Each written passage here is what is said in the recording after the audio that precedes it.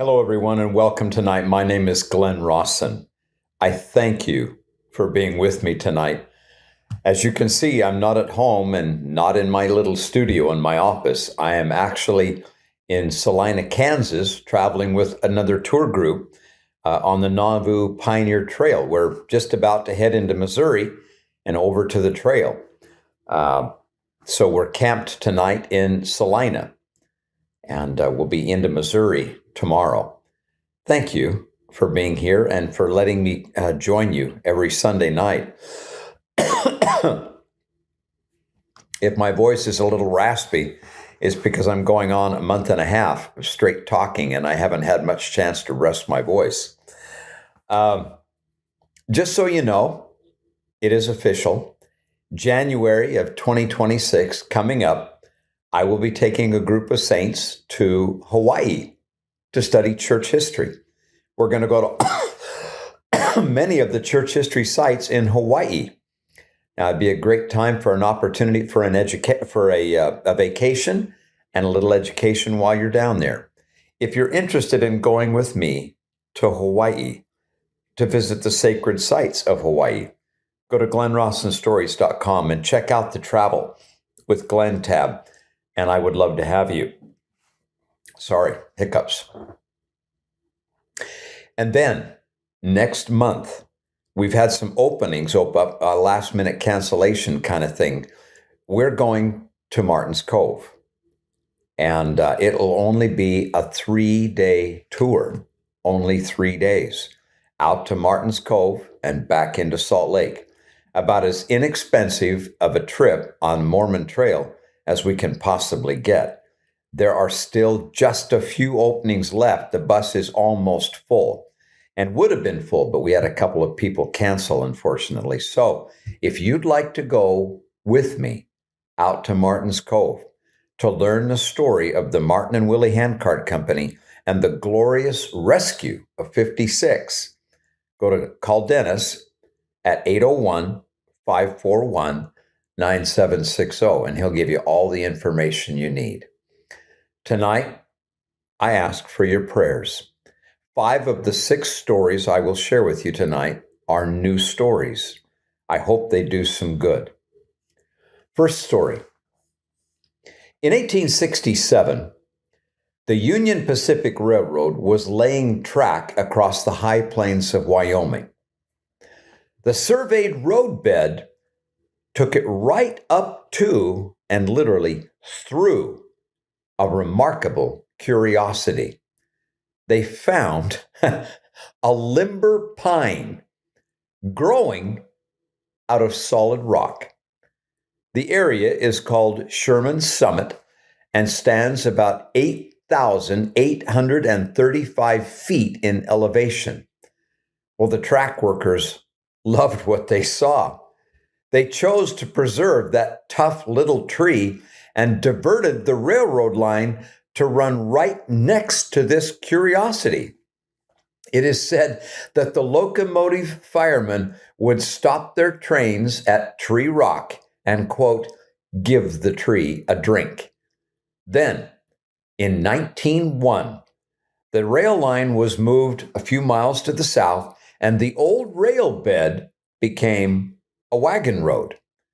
Then in 1913, the Lincoln Highway passed right next to Tree Rock, as did Highway 30 in the 1920s, and finally Interstate 80 in the 1960s.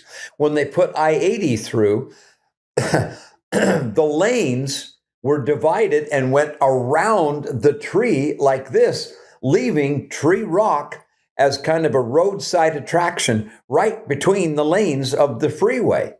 It is a remarkable and unusual sight. Now, what makes it even more remarkable is it stands near the highest point of the old Lincoln Highway. And at that elevation in Wyoming, it is a formidable climate, cold and windy. Not only that, this tree is growing out of solid granite, and it has been there for a long time.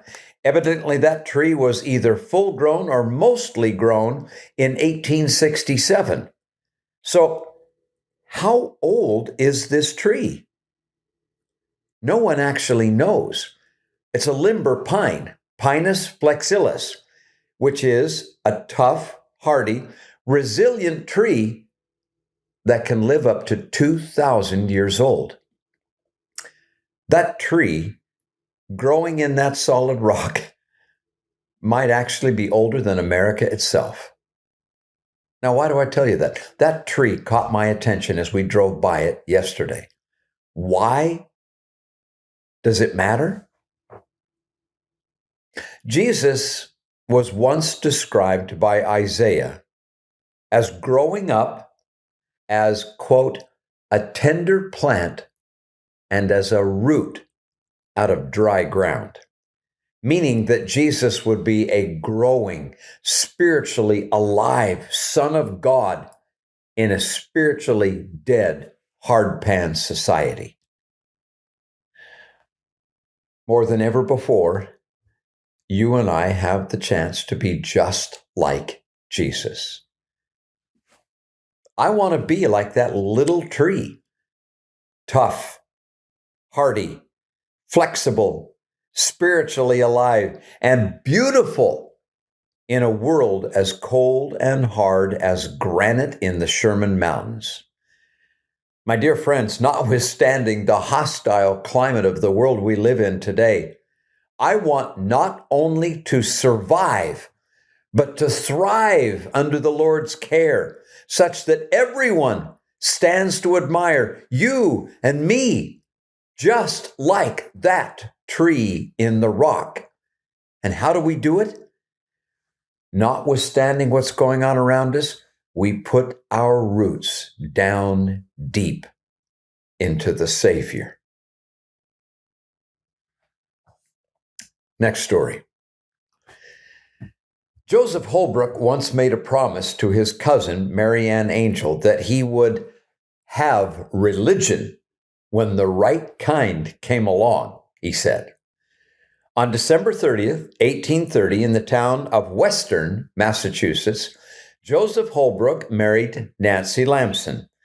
Together, they bought a farm near Wethersfield and started their life together. Then, in September of 1832, Latter-day Saint elders came to their community and began to hold meetings.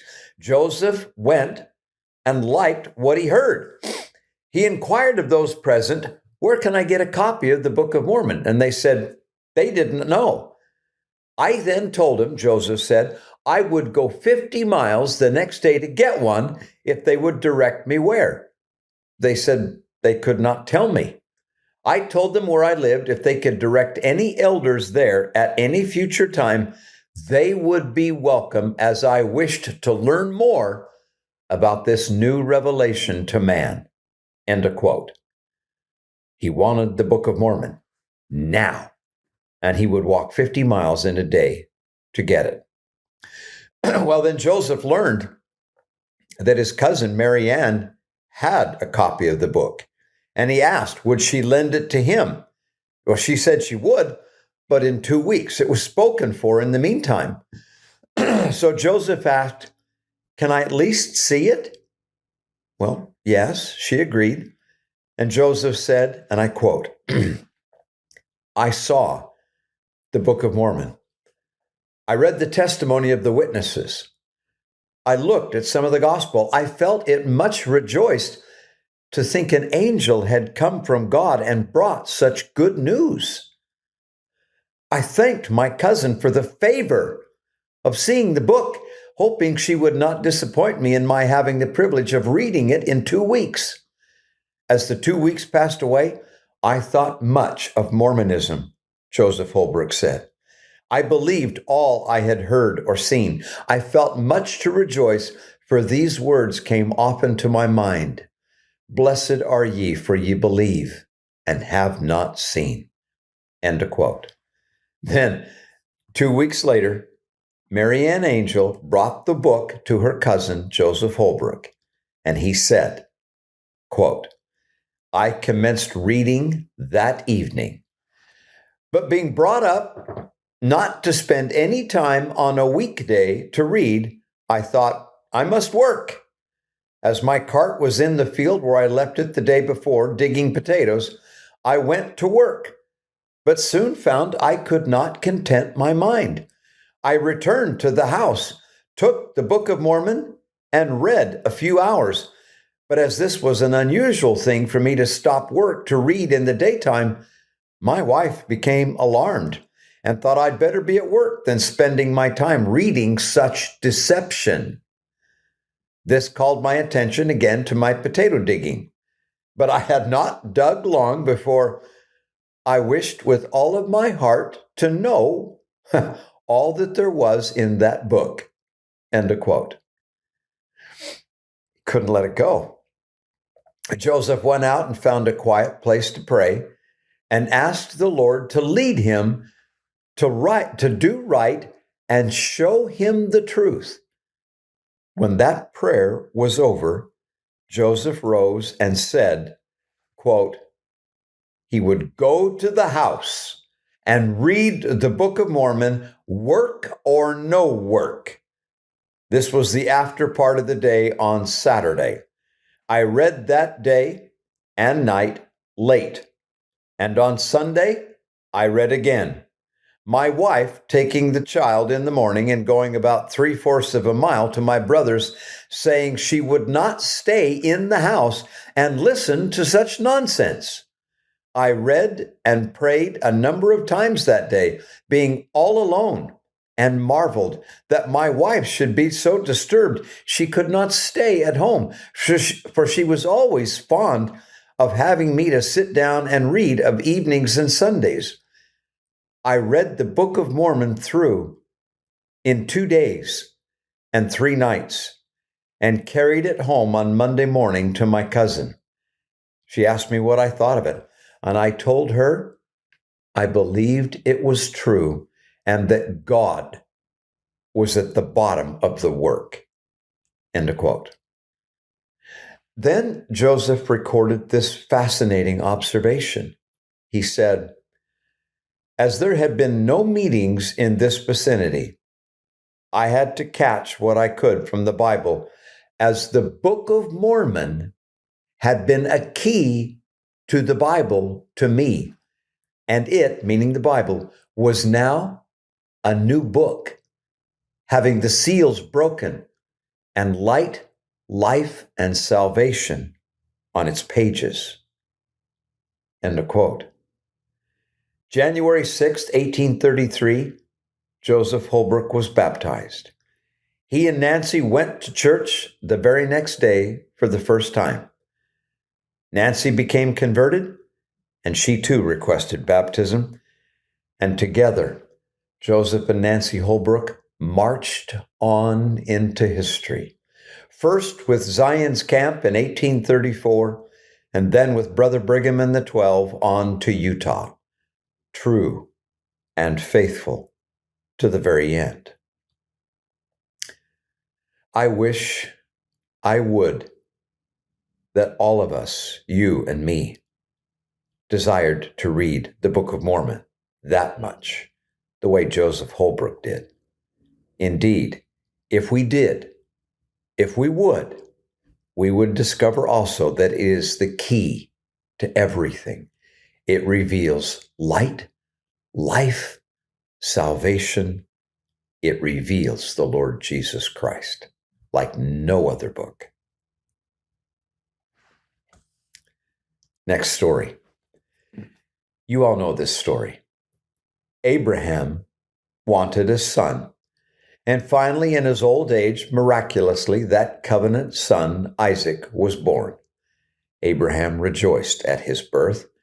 And then came the day when the voice of the Lord commanded Abraham to take now thy son, thine only son, Isaac, whom thou lovest, and get thee into the land of Moriah, and offer him up there for a burnt offering upon one of the mountains which I shall tell thee of.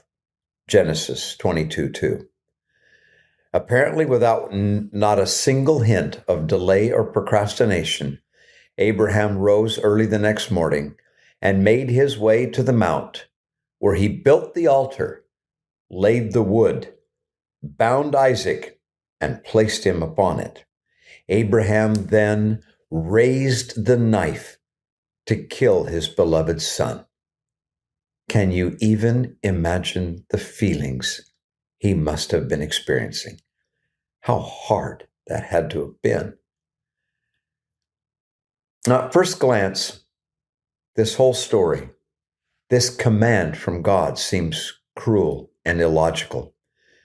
Why would God ask such a thing, especially since all of the promises God had made to Abraham concerning posterity depended on Isaac? Could God have asked a loving, caring father anything more difficult than to kill his long-awaited son? A son for whom Abraham had such love that even God mentions it? And to ask such a thing, especially of Abraham, had to have been particularly repugnant, because Abraham too had once been laid upon the altar of sacrifice and offered up by his idolatrous father. Why then? Why did God ask such a thing of Abraham? Is he testing this man who has already given his all, just to test him, just for God's humor? Is there something that an omniscient, all-knowing God wants to learn about Abraham? No, such a thing is ridiculous. So why then? By this act, Abraham proved before all heaven and angels that he would do all and everything God commanded. At that last moment, the angel intervened, stopped Abraham, and offered him the ram in the thicket. It is telling what the angel said, speaking on the Lord's behalf to Abraham. Quote, "Now I know that thou fearest God, seeing thou hast not withheld thy son, thine only son, from me." Genesis 22:12. To me, the critical word in that verse is withheld. God has promised you and me all that he has.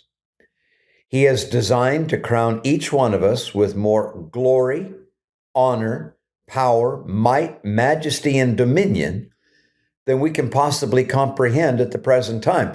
But he can only do this if we're willing to trust him completely and not hold anything back. Give him all of us.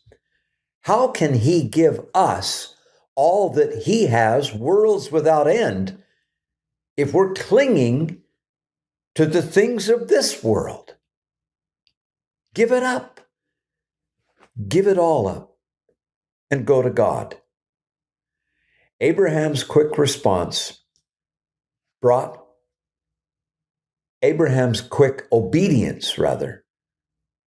a quick response from heaven.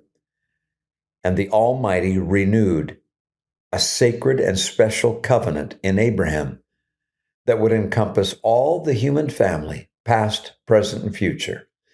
Abraham, from that point forward, became known as the father of the faithful, meaning anyone, then and now and into the future, who goes on to receive celestial glory will be of the family of Abraham, his sons and daughters.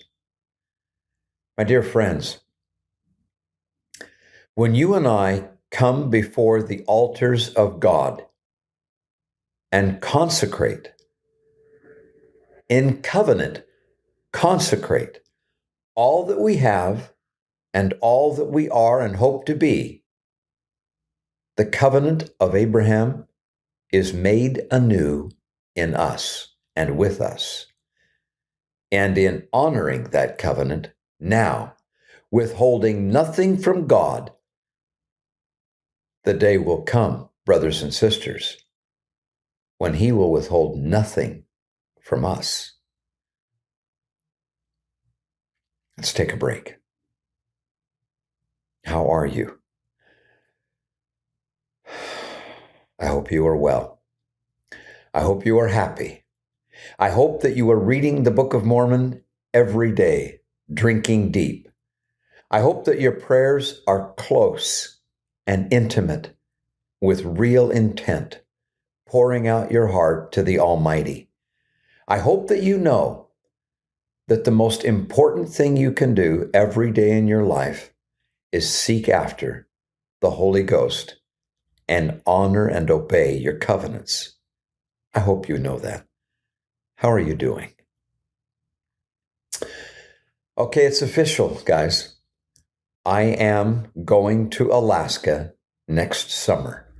My wife and I are taking a group of you and going to Alaska in June and July of 2026. This is unlike any other Alaska tour. From Alaska and Anchorage, by luxury train up to Denali, then up the mountain to Denali itself, and then on to Fairbanks, and then fly over into the Canadian Yukon and explore the history of the Yukon Gold Rush and see the beautiful country of the Yukon, and then on into Skagway and down and get on the cruise ship and come down to Vancouver. The scenery is breathtaking. The wildlife is awesome. The history is fun and exciting. 2 weeks in Alaska. Come with me next June and July 2026. If you're interested, I'm inviting you. Call Fun for Less at 801-619-1022. 801-619-1022. Now, I have a new book coming out for which I'm indebted to many of you. The book is called Prayer Brings Miracles. It's coming. It will be here very soon. If you like short stories, inspirational stories about the miracle and power of prayer, well, I think you'll love this book. And if nothing else, read it to your grandkids. It will be here soon. It will be available at glenrossenstories.com. Next story. The tour that we're on right now is the Pioneer Trail Tour. And in a couple of days, we're going to be going across that trail from the banks, the west bank of the Mississippi, all the way to This Is the Place Heritage Park in Salt Lake. It's a fascinating tour. It's a wonderful trail. Hundreds of stories along that trail. And this is one of them that I just found. And I tell you this story because I want you to have a balanced understanding of what going across that trail was really like. Jane Thompson Mackenzie was born 27 February 1838 in Edinburgh, Scotland. When she was 14 years old, she and a girlfriend went to listen to Latter-day Saint missionaries preaching in the streets. Both girls believed the message they heard and were baptized. And because of it, both girls were disowned by their families.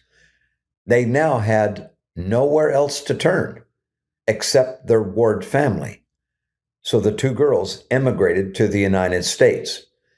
In 1859, they joined up with the George M. Rowley Handcart Company.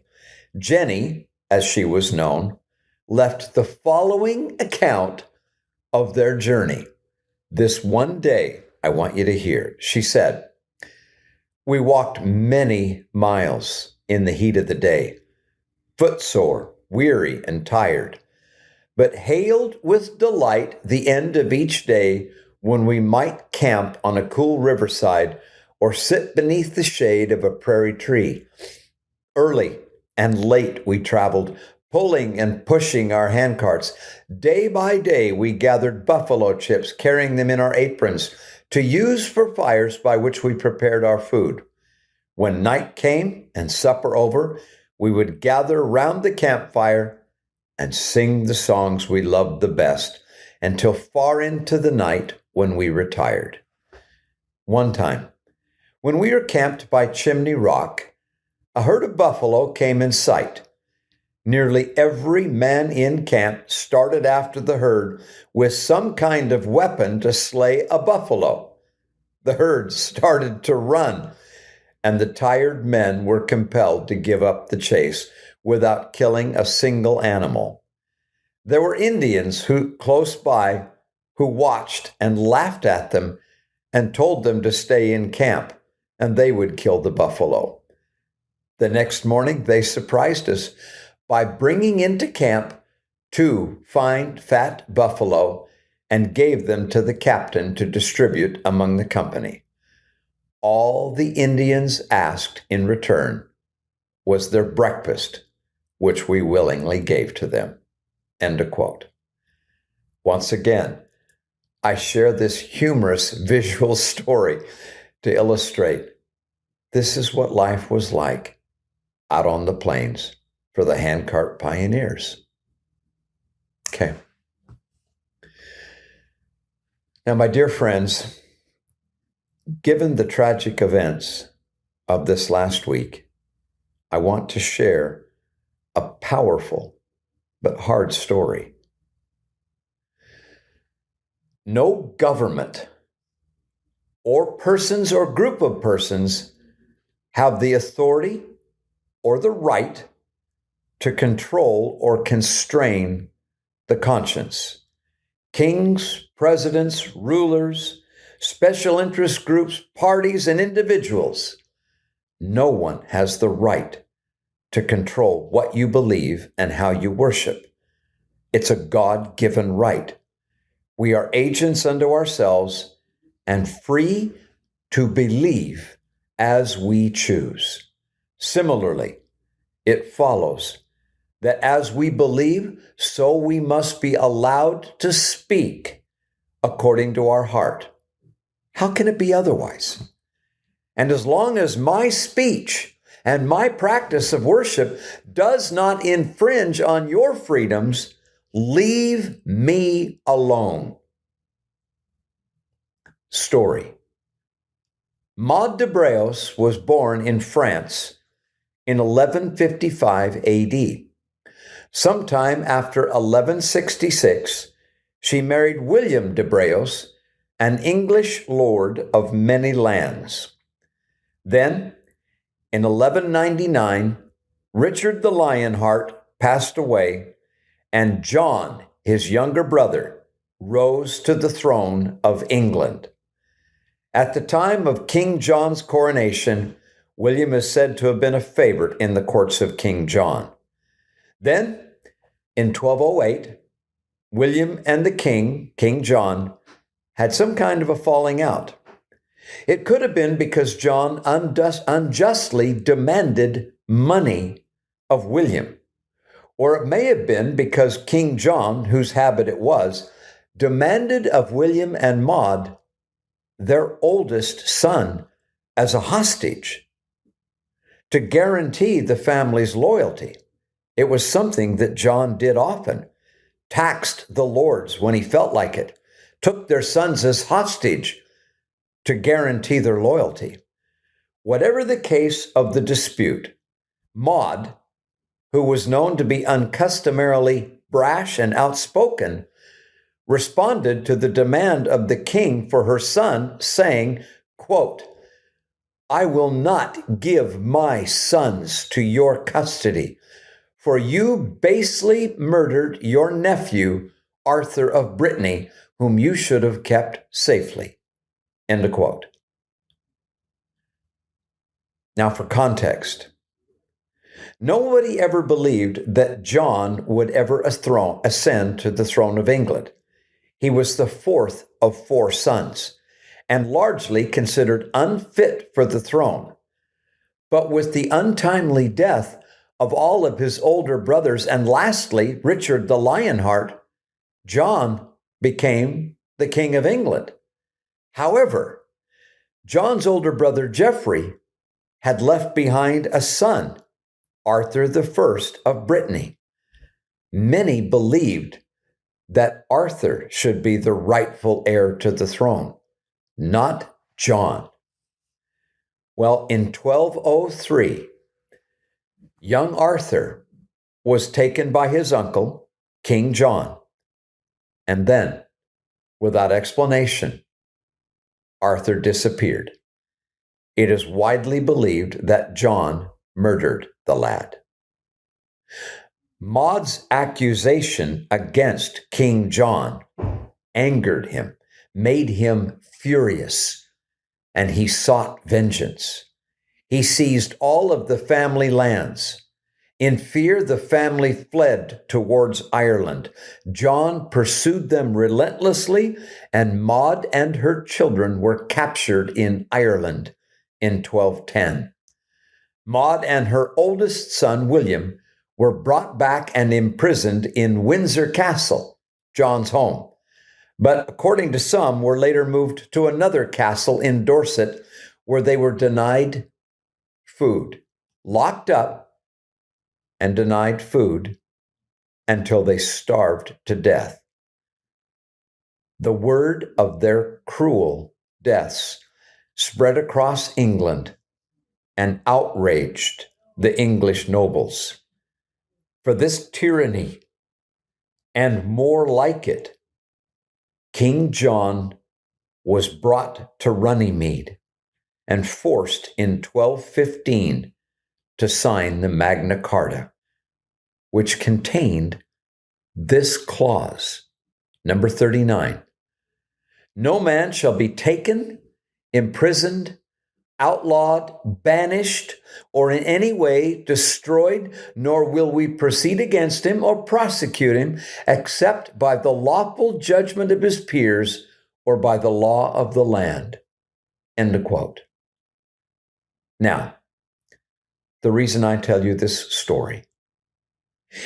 In 1791, history afforded James Madison and the founding fathers of America more than sufficient evidence that freedom of speech and due process of law must be protected, lest there be more travesties on eternity, more Maud de Braoses in America.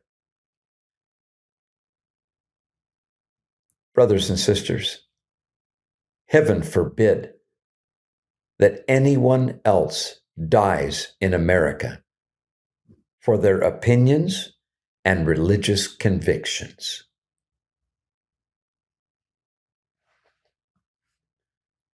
Last story for tonight. Sternella neglecta. Sternella neglecta. It's Latin. Sounds quite impressive when you say it that way, but what does it mean?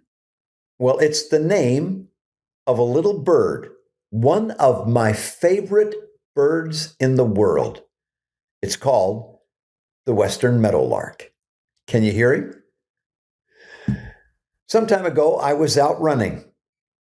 It was in the spring, and I heard the sound of the meadowlark across the way. From years of experience with that bird, I knew just where to look. I turned toward the sound and looked for the highest thing in the area, and sure enough, in this case, it was a tall sagebrush, and there he was, right up on top, singing with all the gusto that meadowlarks are famous for. Now, did you know that this beautiful bird, the western meadowlark, is the state bird for 6 of the United States? He's a member of the blackbird family, and he is one of the most popular birds in the American West.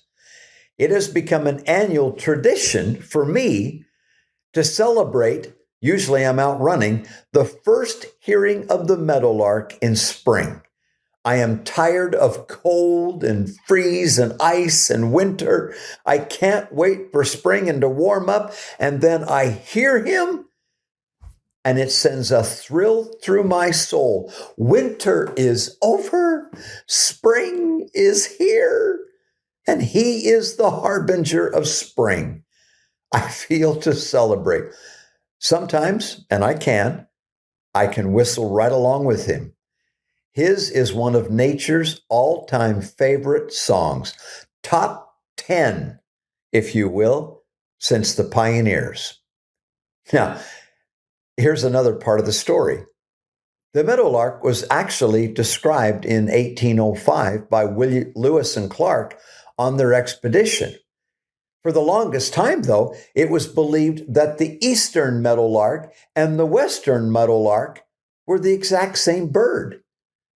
But then in 1844, John James Audubon determined that they were really two different birds. Hence, because the western meadowlark had been neglected for so long, being identified, Audubon named him Sturnella neglecta, the neglected lark. Now, I love birds, but that's not the reason why I'm telling you this story. There's a Christ-like trait embodied in this bird that we too often neglect. What is it? Boldness. Boldness. When you hear a meadowlark singing, look for him on the tallest perch. It will likely be a male staking out his territory and declaring his presence. He wants all the world to know that he's there. There's a boldness and an enthusiasm embodied in the song and stance of the meadowlark that seems to say, "Fear not, stand up, love life, and sing loud." I love the meadowlark. That bird does more than just fill space. He improves it. Thank the Lord for a bold little bird announcing better days ahead. We have heard quite enough these days from the pickle-sucking magpies. It's time to hear from the meadowlarks. Go be one.